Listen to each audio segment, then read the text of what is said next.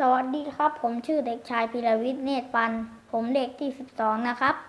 วันนี้ผมจะมาท่องบทอาขยานบทแมวเหมียวนะครับแมวเอ๋ยแมวเหมียวรูปร่างประเปรียวเป็นนักหนาร้องเรียกเมียวเมียวเดี๋ยวก็มาเขาแข่งเขาขาน่าเอ็นดูรู้จักเอารักเข้าต่อตั้งคำซ้ำนางระวังหนูควรนับว่ามันกตัญญูพอดูอย่างไว้ใส่ใจเอ่ย